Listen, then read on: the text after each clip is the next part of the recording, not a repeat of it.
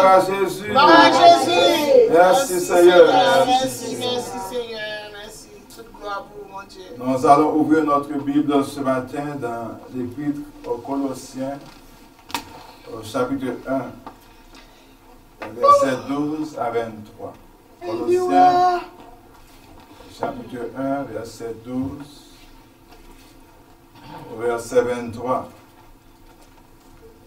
De grâce au Père qui vous a rendu capable d'avoir part à l'héritage des saints dans la lumière, qui nous a délivrés de la puissance des ténèbres et nous a transportés dans le royaume du Fils de son amour, en qui nous avons la rédemption, la rémission des péchés.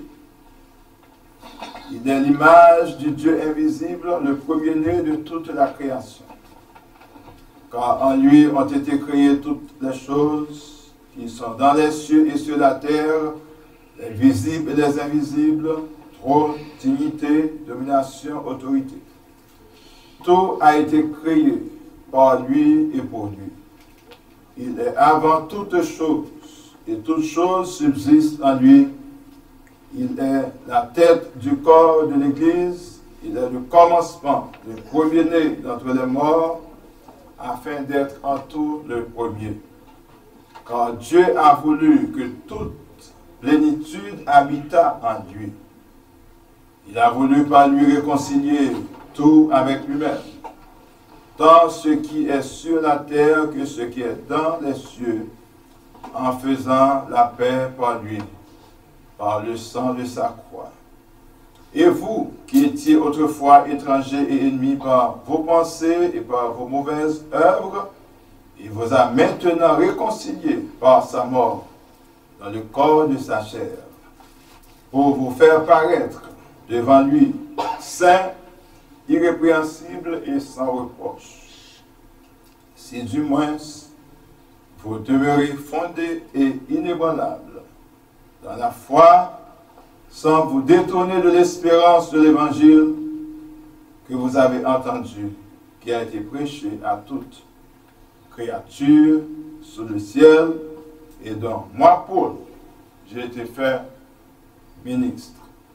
Que Dieu bénisse cette portion de l'Écriture pour l'éducation commune de nos âmes ce matin. Seigneur, fais-nous un instrument entre tes mains pour annoncer ta parole à ton peuple. Bénis-nous, Seigneur Dieu Tout-Puissant. Fais de nous un canal de transmission, Seigneur. Fais de nous ta bouche, que ta bouche parle ce matin. Merci, Seigneur. Merci, Jésus, de nous rendre utiles, nous qui sommes des ouvriers, inutiles que ton nom soit béni. Et frères et sœurs, nous venons de lire des paroles que l'apôtre Paul avait prononcées dans une lettre à l'église de Colosse. L'apôtre Paul a pris le soin de décrire notre Seigneur et Sauveur Jésus-Christ. À travers ce texte, j'ai une question pour vous ce matin. Est-ce que Christ occupe la première place dans votre vie? Christ est-il le premier dans vos activités et dans votre vie? Est-ce que Christ occupe la première place, comme l'apôtre Paul nous dit, afin d'être en tout le premier? Pour commencer, l'apôtre Paul nous demande d'exprimer notre gratitude envers Dieu. Rendez grâce au Père. Rendez grâce à Dieu. Rendez grâce, c'est dire merci. Rendez grâce, c'est d'être reconnaissant. Rendez grâce, c'est d'exprimer notre gratitude envers notre Dieu pour ce qu'il représente pour nous et pour ce qu'il a fait et ce qu'il est dans la vie de chacun de nous. Donc l'apôtre nous dit que Par Jésus-Christ, Dieu nous a délivrés de la puissance des ténèbres et il nous a transportés dans un royaume spirituel. Et en Christ, nous trouvons la rédemption et la rémission des péchés. C'est-à-dire Christ nous a libérés de la loi de l'esprit de la mort pour qu'il nous donne la loi de l'esprit de vie en lui. Il nous a délivrés de la loi du péché et de la mort selon Romains chapitre 8. Aujourd'hui, nous sommes dirigés par la loi de l'esprit de vie en Jésus-Christ. Nous qui étions des esclaves, des pécheurs, des laissés pour compte, selon Éphésiens chapitre 2, qui dit « Nous étions morts par nos offenses et par nos péchés, dans lesquels nous marchions autrefois selon le train de ce monde. » Et Dieu nous a rendus à la vie par son Fils Jésus-Christ. Non seulement il nous a délivrés, mais la Bible nous dit, il nous donne le pardon. Le pardon par son sang. Nous avons du prix aux yeux de Dieu. C'est pourquoi Jésus s'est offert en rançon pour chacun de nous. Nous avons la vie aujourd'hui grâce à ce sang coulé au bois du calvaire et qui donne la vie et la vie en abondance. En décrivant Jésus-Christ, et l'apôtre Paul nous dit il est l'image du Dieu invisible. Ce matin, nous allons voir Jésus en 3 dimensions, c'est-à-dire dans sa relation avec Dieu, sa relation avec la création et dans sa relation avec l'Église. Donc, prenez en note, nous allons voir Jésus en 3 dimensions ce matin, dans ses relations avec Dieu, sa relation avec la création et sa relation avec l'Église. Dans l'enseignement dominical qu'on a eu ce matin, on avait vu que Jésus était un prophète, et non seulement il avait une mission prophétique, mais il était à la fois souverain, sacrificateur et roi. Donc Jésus n'était pas seulement un prophète, comme les disciples avaient fait remarquer dans Matthieu chapitre 16, pour dire que les uns disent que tu es un prophète, d'autres Jean-Baptiste.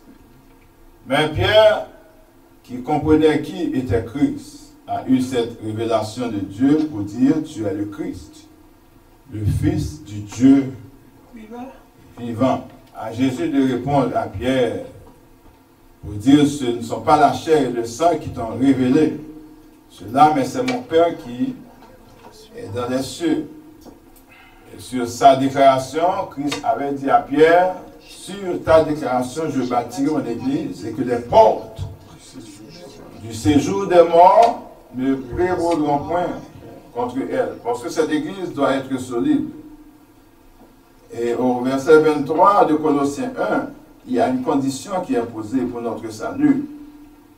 Et l'apôtre Paul dit, si du moins vous demeurez fondés et inébranlables dans la foi sans vous détourner de l'espérance de l'évangile qui vous a été annoncé.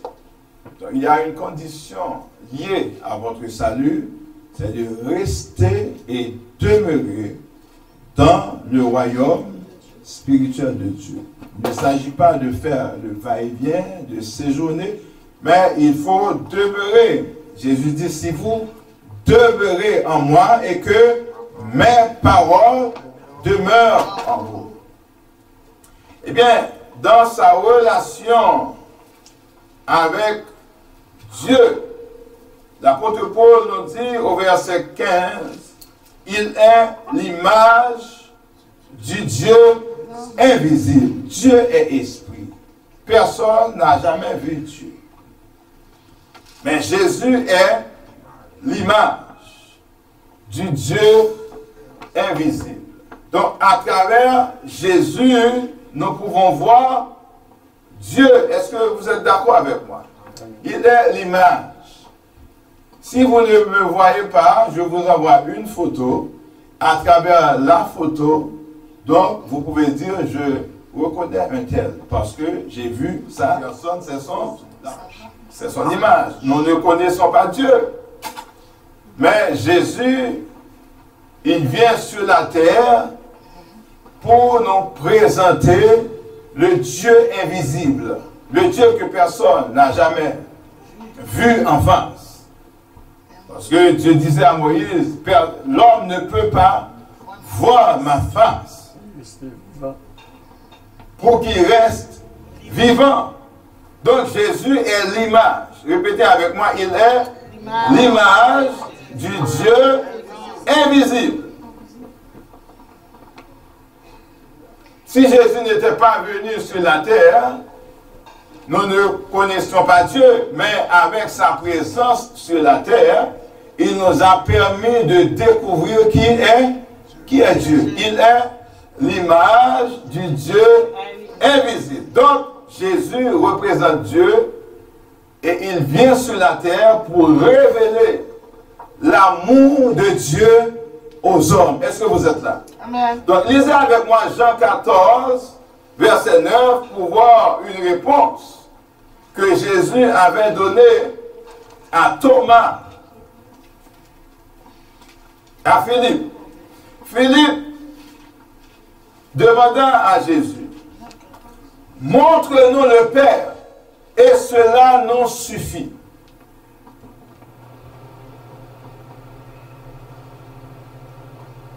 Vous savez que Thomas était en pleine discussion avec Jésus parce que Thomas n'avait pas cru. Maintenant, Philippe, lui, il disait à Jésus, montre-nous le Père, et cela nous suffit. Tu nous parles de Dieu, mais nous ne l'avons jamais vu. Montre-le-nous. Ce qui est assez pour nous. Jésus lui dit, il y a si longtemps que je suis avec vous, et tu ne m'as pas connu, Philippe. Celui qui m'a vu a vu le Père. Celui qui m'a vu a vu le Père. Comment dis-tu, montre-nous le Père? Ne crois-tu pas que je suis dans le Père et que le Père est en moi? Les paroles que je vous dis, je ne dis pas de moi-même. Et le Père qui demeure en moi, c'est lui qui fait les œuvres. Donc, quand nous voyons Jésus, nous voyons Dieu. Est-ce que ça va, l'Église? Amen. Il est l'image du Dieu invisible. En mathématiques, quand nous faisons les homothéties, on fait une image, et à partir de cette image, il faut créer une autre image. Donc, la deuxième image doit avoir les mêmes caractéristiques de la première image. C'est ce qu'on appelle homothétie en mathématiques. Donc Jésus, lui, il vient comme l'image du Dieu invisible. Il vient nous démontrer le Père. Les prophètes ont parlé de Dieu. Ils ont fait du salut l'objet de leur investigation, l'objet de leur recherche. Mais Jésus, lui, il vient pour démontrer qui est Dieu. On nous a appris Dieu est amour. Mais l'amour se trouve en qui? Jésus. Jésus est la manifestation de l'amour de Dieu. C'est pourquoi la Bible nous dit qu'il est l'image du Dieu invisible. on ne voit pas Dieu. Mais nous voulons nous contenter d'avoir vu Jésus. Les œuvres de Jésus, les actions de Jésus nous démontrent qui est Dieu. Dieu est miséricordieux, mais Jésus en venant sur la terre, il a témoigné de la miséricorde. Dieu est compatissant. Jésus en vivant sur la terre, il était compatissant. Dieu est bon. Jésus en vivant sur la terre, il était bon. C'était un rassembleur. Il est l'image du Dieu invisible. Jésus est venu nous montrer l'amour de Dieu. En tant qu'image du Dieu invisible, il vient témoigner l'amour de Dieu. Il va faire quelque chose de nous autres qui le suivons. Dans Colossiens 3, verset 10.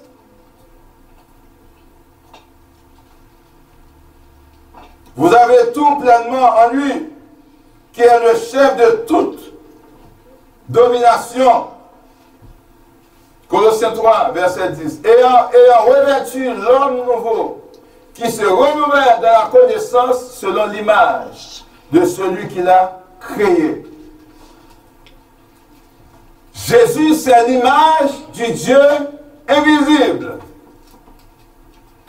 Et l'apôtre Paul nous dit ici, ayant revêtu l'homme nouveau qui se renouvelle dans la connaissance selon l'image de celui qui l'a créé. La nouvelle naissance fait de nous l'image de Jésus. Est-ce que ça va? A est égal à B, B est égal à C, donc finalement A est égal à C. Donc Jésus, c'est l'image du Dieu invisible. Mais lorsque nous sommes nés de nouveau, nous avons la nature céleste.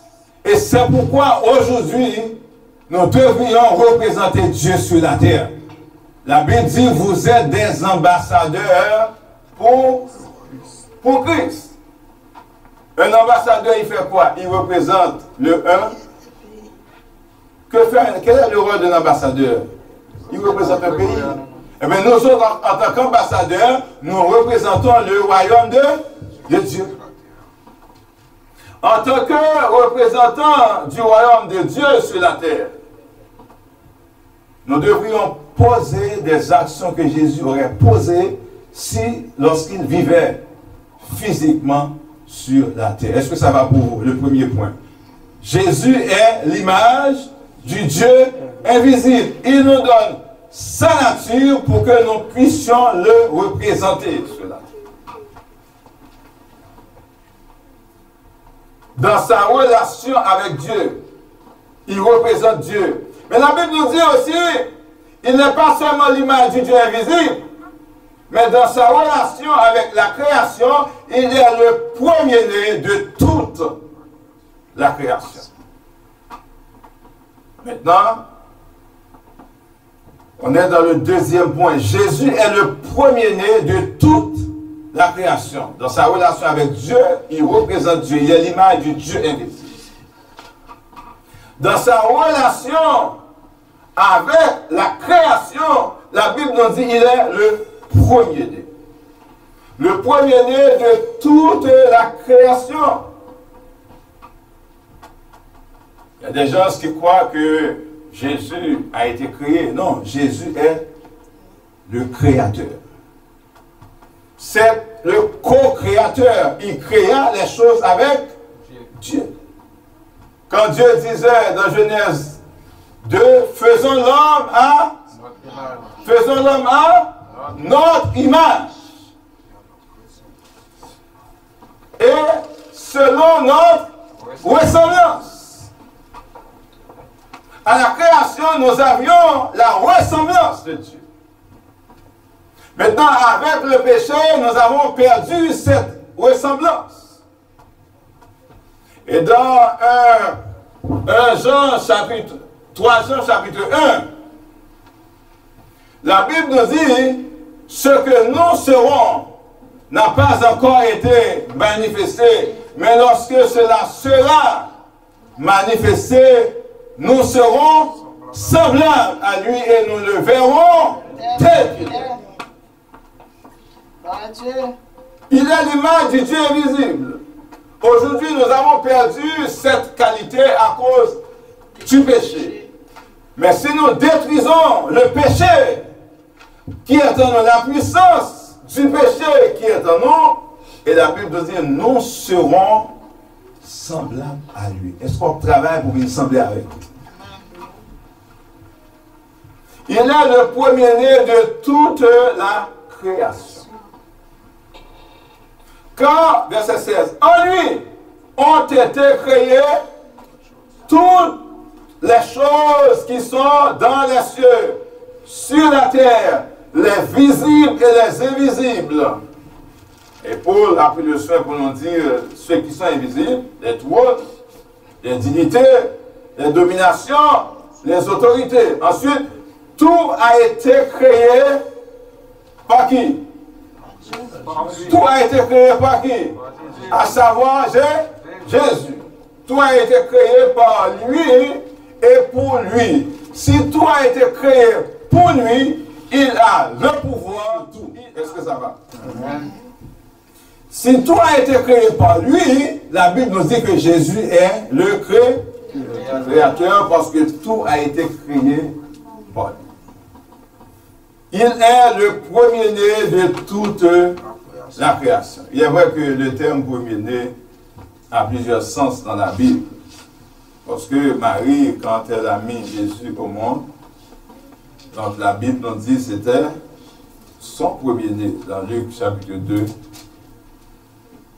Luc 2, verset 7.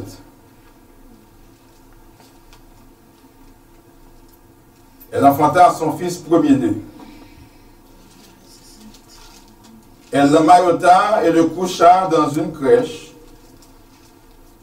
parce qu'il n'y avait pas de place pour eux dans l'hôtellerie. Le terme premier-né a plusieurs sens dans la Bible. Il y a un sens naturel parce que Jésus fut le premier-né de Marie.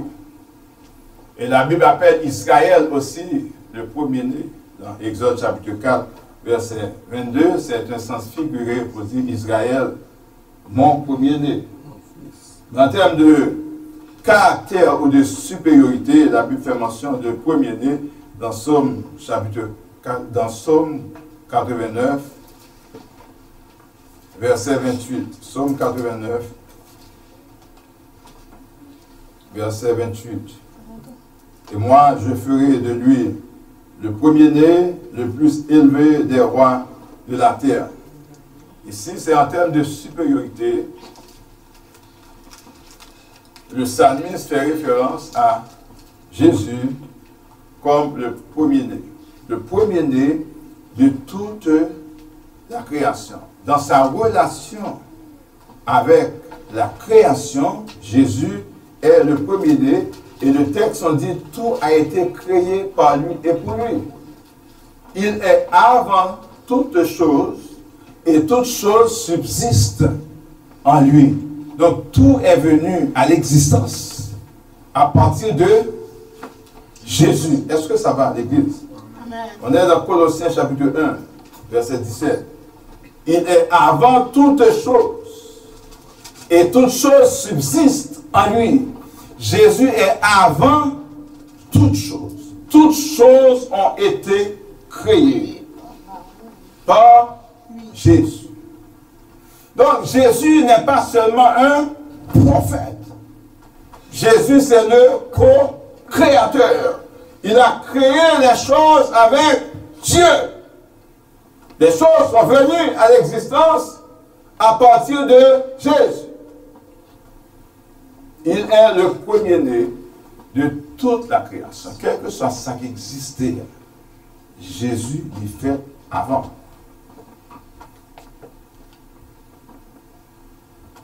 Dans sa discussion avec les Juifs qui parlaient de Jacob, qu'est-ce que Jésus a répondu? Avant qu'Abraham fût, j'y suis. vous parlez de Jacob.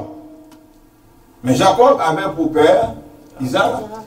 Isaac avait pour père Abraham. Moi, je suis plus grand qu'Abraham. Vous me parlez de Jacob qui a creusé un puits pour vous, alors que le grand-père de Jacob, je suis plus grand que lui.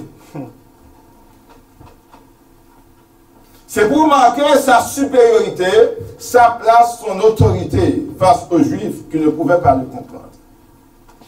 Avant qu'Abraham fût, Jésus est le premier-né de toute la création. Donc le premier-né pour Jésus, c'est un type de supériorité, de hiérarchie et de suprématie. Il est le premier-né.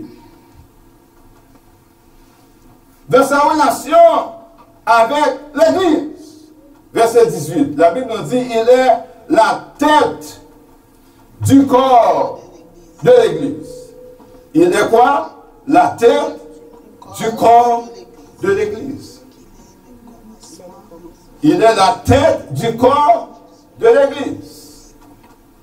Donc l'Église, c'est un corps. La Bible dit dans 1 Corinthiens 12, verset 27, vous êtes le corps de Christ et vous êtes ses membres, chacun pour sa part.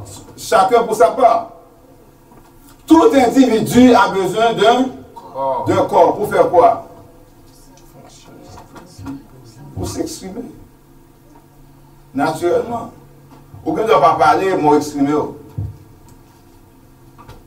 Par vos gestes. Il y a ce qu'on appelle la communication non verbale. Vous n'avez pas besoin de parler pour vous exprimer. Donc l'individu a besoin de corps. Et bien spirituellement, l'Église est le moyen par lequel Christ choisit de s'exprimer pour s'adresser au monde. Quoi non? C'est un outil qui permet de nous exprimer. Il y a des gens qui parlent avec Dieu, vous voyez? Il y a des gens au thème habitué avec elle, juste au regard, au bali, ils comprennent. Un enfant qui comprend ses parents, n'importe quel geste que le parent fait, l'enfant comprend. Parce qu'on a besoin de notre corps pour nous exprimer. Eh bien, l'Église, c'est l'instrument à travers lequel Dieu s'exprime. Éphésiens chapitre 4. Étant monté en haut, Christ a fait des dons aux hommes. Il a donné les uns comme apôtres, les autres comme prophètes, comme docteurs, comme pasteurs et évangélistes pour le perfectionnement des saints en vue de l'œuvre du ministère et pour l'édification du corps qui est l'Église. C'est à travers l'Église, à travers son ministère, à travers des hommes que Dieu a appelé. Des hommes auxquels Dieu a confié des responsabilités. La Bible nous dit dans Ésaïe, la bouche de l'Éternel a parlé. L'Éternel utilise des hommes, des individus pour s'adresser aux autres. Il est la tête du corps de l'Église. Il est le commencement. Comprenez bien ceci. La Bible nous dit, dans sa relation avec la création, Jésus domine tout. Est-ce que Jésus n'a pas dominé les étoiles? Est-ce que Jésus ne domine pas sur la mer? Est-ce que Jésus ne domine pas sur le vent? N'a-t-il pas dit au vent, arrête? Est-ce que Jésus n'a pas marché sur les eaux? Il a le contrôle de la nature. Il a le contrôle de tout. Josué, qui est une figure de Jésus, sur le mont de Gabaron, dans une lutte, dans une bataille, la Bible nous dit Josué arrêta le soleil. Sur le mont Gabaron, Josué arrêta le soleil. Lorsque disciples ont fait naufrage, la mer a un problème, vent a vanté, Jésus campé, il dit, hey, vent, fermez bouche. Et puis la mer, silence. Est-ce que la mer n'a pas obéi avec lui? Donc la mer, c'est une puissance. Le vent, c'est une force. Mais Jésus a réprimandé au vent. Et les disciples ont dit, même le vent obéit à sa puissance. Amen. Il est le commencement. Maintenant, si la Bible vient de nous dire que Jésus est né avant tout, là, on nous dit qu'il est le commencement. Le commencement de quoi? De nouveau monde. De monde spirituel. Nous assistons aujourd'hui, naturellement, à un nouveau monde. C'est un autre monde aujourd'hui, n'est-ce pas? On ne peut pas voyager, j'arrête qu'on voyageait avant. On ne peut pas participer dans les activités que qu'on participait avant. Nous vivons naturellement dans un monde nouveau. Et c'est très difficile pour que le monde ça retourne dans l'état que était avant. Il y a des gens qui disent au content parce que ils sont capables de vivre dans l'autre monde. C'est un nouveau monde. Maintenant, ici, on ne parle pas de monde naturel. On parle ici de monde spirituel. Il est le commencement. Le premier-né d'entre les morts. Est-ce qu'avant Jésus, il n'y avait pas eu des cas de résurrection? Est-ce que Élie n'a pas ressuscité des morts? Est-ce que Élisée n'a pas ressuscité des morts? Même après la mort d'Élisée, il y avait une résurrection posthume. Parce que quand jeune homme va l'enterrer, et puis, l'ennemi a couru, il est tellement peur que la guerre la terre a couru. Chance pour moi.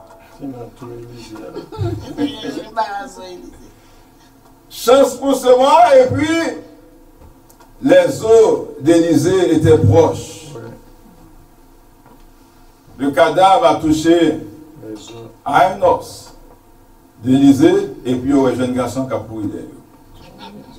Il y a eu des cas de résurrection avant Jésus. Jésus n'est pas le premier ressuscité. Mais Jésus est le seul qui est ressuscité et qui ne meurt pas. Béni soit l'Éternel. Il est le commencement d'un monde nouveau, d'un monde spirituel. Le premier-né d'entre les morts, afin d'être en tout le premier. Si la Bible a classé Jésus comme étant le premier de tout, est-ce que dans votre vie, il est le premier? Est-ce que Jésus occupe la première place dans votre vie? Il est le premier-né. Et la Bible nous dit afin d'être en tout le premier. Dans le plan de Dieu, Jésus doit être le premier en tout. Jésus domine sur la nature, oui ou non? Mais est-ce que Jésus vous domine vous-même? Est-ce que vous acceptez d'être dominé par Jésus? Parce que dans le plan de Dieu, il doit être en tout le premier. Quand Dieu a voulu que toute plénitude habita en lui, il a toute autorité. Il a tout pouvoir. Jésus, c'est l'architecte de l'univers. Il connaît que tout le bagage est placé. Jésus sait où se placent tous les membres de notre corps. C'est pourquoi quand vous êtes malade, vous criez à Dieu. Il sait quoi faire. N'est-ce pas vrai? Jésus sait quoi faire. Il peut vous guérir. Il peut vous délivrer. Il peut vous sauver. La Bible nous dit, il a voulu par lui réconcilier tout avec lui-même. Tant ce qui est sur la terre que ce qui est dans les cieux, en faisant la paix par lui, par le sang de sa croix. Est-ce que vous êtes reconnaissant envers le sang de Jésus? Est-ce que vous êtes reconnaissant envers ce sang? vous qui étiez autrefois étrangers et ennemis par vos pensées et par vos mauvaises œuvres, voilà ce qu'il a fait. Il vous a maintenant réconciliés par sa mort dans le corps de sa chair. C'est le ministère de la réconciliation. Nous avons été rejetés à cause de nos péchés. Nous n'avions plus de relation avec Dieu, mais Jésus est venu nous réconcilier avec Dieu. Pourquoi? Pour vous faire paraître devant lui, comment? Saint, irrépréhensible et sans reproche. La parole de Dieu doit nous épurer. La parole de Dieu doit nous nettoyer. La parole de Dieu doit nous changer. Dans Jean 8, verset 58, c'est là Jésus disait, avant qu'Abraham fût, je suis. Jésus contrôle tout. Eh bien, j'aimerais vous dire ce matin de laisser à Jésus de contrôler votre vie. Quittez Jésus, dirigez la vie. Quittez Jésus, contrôlez la vie. Si Jésus est avant tout le premier en tout, dans le plan de Dieu, il doit être le premier en tout. Certaines personnes se laissent diriger par ce qu'ils possèdent, par les biens matériels, par leur avoir, par leur connaissance, par leur capacité, par leurs relations. Frères et sœurs, Jésus doit être le premier. Cherchez premièrement le royaume de Dieu et sa justice. Les trônes, les autorités et les dominations, Jésus a le pouvoir sur tout. Béni soit l'Éternel pour ce Jésus. Béni soit l'Éternel pour cet homme qui est le commencement et qui commence la nouvelle création à partir de sa résurrection. Et Paul va nous dire dans Colossiens chapitre 3 verset 1, si donc vous êtes ressuscités avec Christ, cherchez les choses d'en haut où Christ est assis à la droite de Dieu et non à celles qui sont sur la terre. Jésus est la tête du corps de l'Église. Les croyants, les membres d'Église, nous formons le corps de Christ. C'est à travers ce corps, à travers l'Église, que Jésus parle. L'Église, c'est le canal à travers lequel Jésus parle dans ce monde. En tant que chef, nous devons suivre sa conduite. En tant que chef, il possède toute autorité. En tant que chef, il a le contrôle de tout. Et il a déclaré après sa résurrection, tout pouvoir m'a été donné dans les cieux et sur la terre. Jésus occupe la place prééminence au sein de l'Église. Il est la tête du corps de l'Église. Chers amis, nous formons le corps de Christ. Nous sommes l'Église. Jésus, c'est la tête. En fait, si la tête de l'Église a une sainteté parfaite, eh bien le corps doit être aussi parfait. Il est dit afin de présenter à lui cette Église. Éphésiens 5, 26, cette Église glorieuse, sans tache, ni ride, ni rien de semblable, mais sainte et irrépréhensible. Et pour conclure, Jésus, dans sa relation avec Dieu, il est l'image du Dieu invisible. Dans sa relation avec la création, avec la nature, il est le premier-né de toute la création.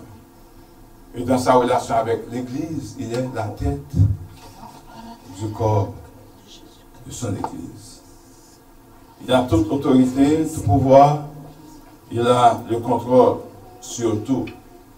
Et c'est pourquoi Dans Luc chapitre 10, verset 19, il a dit ceci, je vous ai donné le pouvoir de marcher sur les serpents, sur les scorpions et sur toute la puissance de l'ennemi. Êtes-vous bénis ce matin?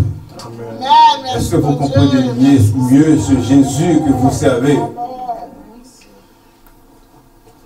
Que Jésus soit votre maître, que Jésus occupe dans votre vie. Il a souffert pour vous et moi. Il nous aime. Nous avons du prix à ses yeux. Béni soit l'Éternel.